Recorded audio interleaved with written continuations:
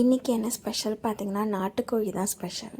நாட்டுக்கோழி ஒரு ஃபுல் கோழி அப்படியே வாங்கி அதில் பாதி வந்து நான் பள்ளிப்பாளையம் சிக்கன் தான் செஞ்சுருந்தேன். நானே first time Pallipalayam chicken try பண்ணுறேன். எனக்கு ரொம்ப பிடிச்சிருந்துச்சு. ஹஸ்பண்டுமே சொல்லியிருந்தாரு சூப்பராக இருக்குது அப்படின்னு சொல்லிட்டு. ரொம்ப கிரேவியாக இல்லாமல் செமி கிரேவியாக குக் பண்ணியிருந்தேன். லெக் பீஸ் பாருங்கள் எவ்வளோ பெருசு இருக்குது. டேஸ்ட் ரொம்பவே நல்லா இருந்துச்சு. மெயினாக அதில் அந்த தேங்காய் ஆட் பண்ணது தான் அல்டிமேட்டாக இருந்துச்சு. அதுக்கப்புறம் கொஞ்சமாக எலும்பு வச்சு சூப் மாதிரி பண்ணியிருந்தேன். அப்புறம் தோசை ஊற்றி பாயில்டு எக் செஞ்சுருந்தேன். பாயில்டு எக் அந்த சூப்பில் கட் பண்ணி போட்டு குடித்தோம் அப்படின்னா சூப்பராக இருக்கும். இதான் பிரேக்ஃபாஸ்ட்டுக்கு சாப்பிட்ருந்தோம். அதுக்கப்புறம் நான் வந்து பச்சைப்பயிறு லட்டு தான் செஞ்சுருந்தேன். இது நம்ம வந்து ஸ்டோர் பண்ணி வச்சு நம்ம வந்து டெய்லியும் ஒன்று சாப்பிட்டோம் அப்படின்னா ரொம்ப நல்லாயிருக்கும், ரொம்ப ஹெல்த்தியும் கூட. ஸோ இதுக்கு வந்து நான் ஆல்ரெடி ரெசிபி ஷேர் பண்ணியிருக்கேன். லிங்க் நான் கீழே கொடுக்குறேன். கண்டிப்பாக செக் பண்ணி பாருங்கள், ட்ரையும் பண்ணி பாருங்கள்.